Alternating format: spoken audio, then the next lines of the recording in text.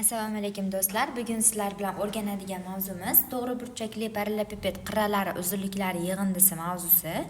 Xo'p, misollarni tahlil qilishni boshladik. Birinchi misol. Turli uzunlikdagi naychalardan to'g'ri burchakli parallelipiped yasaldi.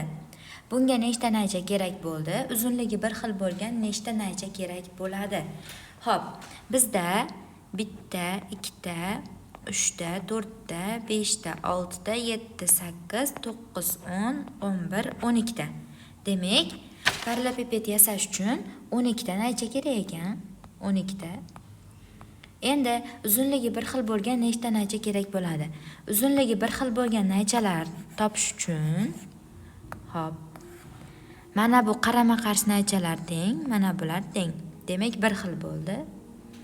Bu bilan bu teng, bu bilan bu teng. Chunki bular bir-biriga qarama-qarshi hisoblanadi. Bundan ham 3tasi bir xil bo'ldi. Endi mana bu, bu. 4tasi bitta bo'ldimi? Yana bir xil bo'ldi. Demak, jami bo'lib uzunligi bir xil bo'lgan 3 xil naycha kerak bo'lar ekan.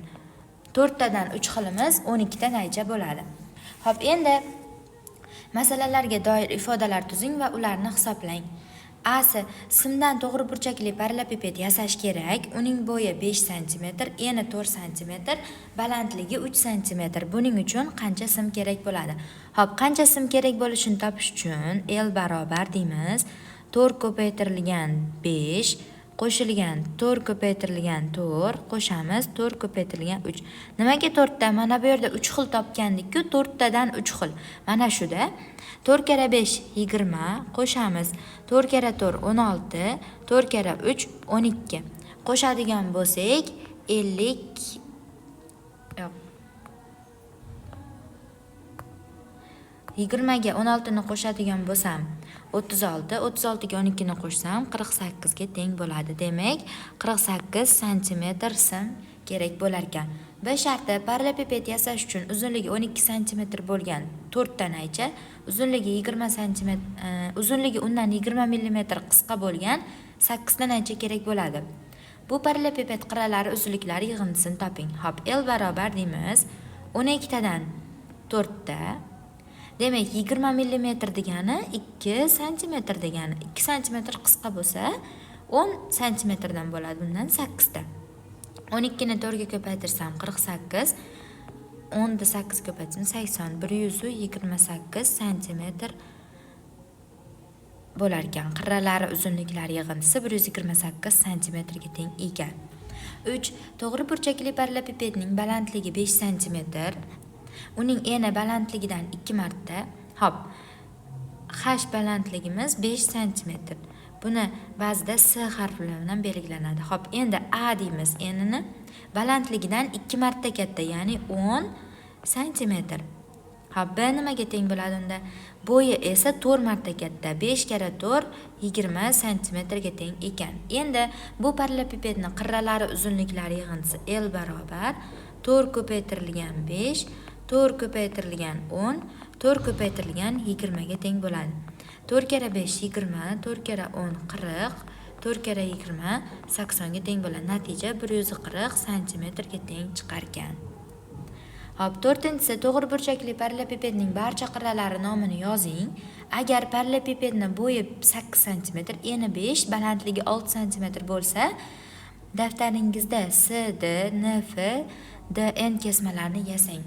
Hop, S, D kesmamiz mana rasmga qaraydigan bo'lsak, eng qisqasi S shakli. Demak, bu 5 cm bo'ladi. Hop, endi NF kesmamiz. Bu balandlik bo'lyapti. Demak, 6 cm. Va DN kesmamiz 8 cm ga to'g'ri kelyapti. Hop, endi barcha qirralari AB qirrasi bor. Mana EF qirrasi bor, AY qirra bor, BF qirra, AC, BD, CD qirra, SH, EF, FN, HN, DN qirralar mavjud ekan. 5-inchisi tenglamalarni tekshirishlar bilan yeching. Hop, bunaqa tenglamalarni qanaqa qilib yechamiz? Avval chap tomonini soddalashtirib olaylik. X plus 45 mingga qo'shaman ekan 21378 ni. Natija 8, 7, 3, 6, 6. 66378 ga teng chiqdi.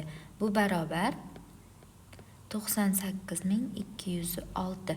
Hop, endi x ni qanday topaman? X ni topish uchun 98206 dan ayirib tashlaymiz 66378 ni. 98206 ayiramiz 66378 ni. Hop, 8, 2, 8, 1, 3. Ya'ni x barobar bo'lar ekan 31828 ga. Hop, endi ikkinchi tenglamamiz y minus 38 ni 702 ga ko'paytirib olamiz. Natija 26676 barobar 56 mingga teng chiqadi. Bu yerdan y ni topish uchun 26676 ga 56 mingni qo'shib qo'yadigan bo'lsak, 82676 ga teng chiqar ekan. Hop, 6 bog' atrofidagi devor 45 bo'lakdan iborat bo'lishi kerak. 11 ta bo'lakni yasash uchun 539 kilogramm cho'yan sarflandi. Qolgan bo'laklarni yasash uchun necha kilogramm cho'yan kerak bo'ladi? Hop, 539 kilogramm cho'yan sarflanibdi 11 ta bo'lakka. Bitta bo'lakka qancha ketganini topsam, 539 ni bo'laman 11 ga. Natija 49 chiqadi. Demak, 49 kilogrammdan chiqarib ketar ekan bittasiga.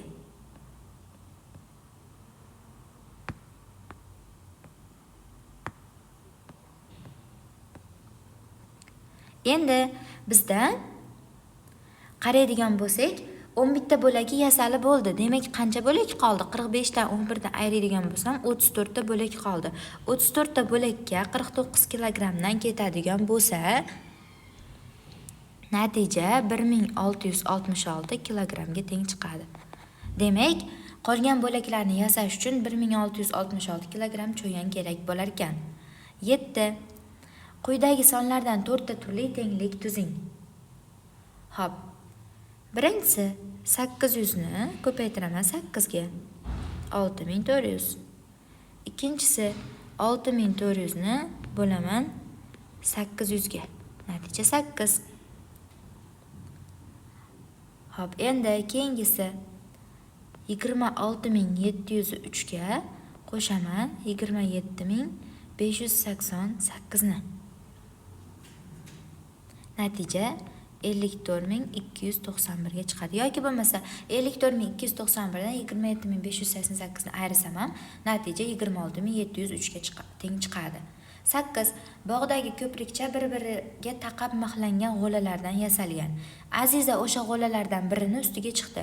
Bu g'o'la chapdan sanaganda 29 ta, o'ngdan sanaganda 45 ta g'o'la ekan. Hop, mana g'o'lalar turibdi, mayerda Aziza turibdi. Endi bu tarafdan sanaganda 29 ekan. Endi bu tarafdan sanaganda 45 ekan. Endi nima bo'ladi? 29 ta bo'lsa, bu tarafida 28 ta bor, bu tarafida 44 ta bor, o'zi bitta bo'lsa, 28 qo'shamiz 44 qo'shamiz 1. Demak, natija 28 qo'shamiz 45 bo'ladigan bo'lsa, 73 ga teng chiqadi. Demak, ko'prikda 73 ta g'o'la bor ekan. 9. Amallar tartibiga rioya qilgan holda hisoblang. Bog'larda zinapoyalar shaklida yasalgan sharshara qanday ataladi? Hop, demak, birinchi qavsning ichini bajarib olamiz. Birinchi ish, ikkinchi ish, keyin ko'paytirish bo'lish bo'ladigan bo'lsa, bu 3, 4, 5, 6 ish bo'lar ekan. Hop, endi birinchi ishni hisoblashni boshladim.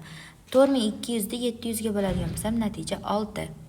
Endi 432 dan 271 ni ayiradigan bo'lsam, 161 ga teng chiqdi. Hop, endi 3-ishim nima edi? 10.800 ni ko'paytirishim kerak 3 ga.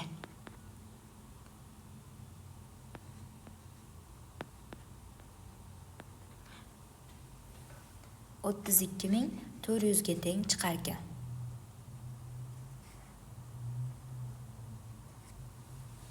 Hop, birinchi bo'lib bizda K harfi chiqqan. 6. Ikkinchi ishimiz 161.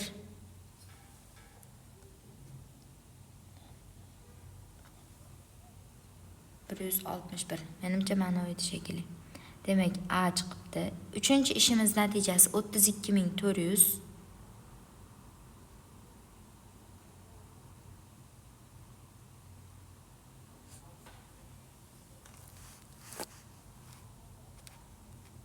O'n ming 800 ni 6 ga ko'paytirishimiz kerak edi-yu. Demak, 10.800 ni 6 ga ko'paytiradigan bo'lsam, 64.800, ya'ni S harfiga to'g'ri kelyapti.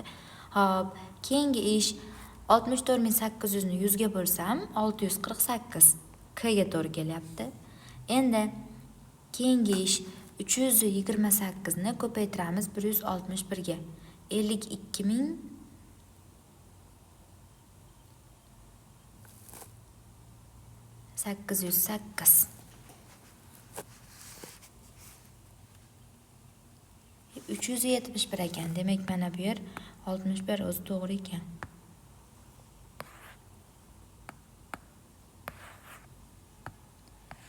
Hop, endi 61 ni ko'paytiramiz 328 ga. 20.008 yana A ga to'g'ri kelyapti.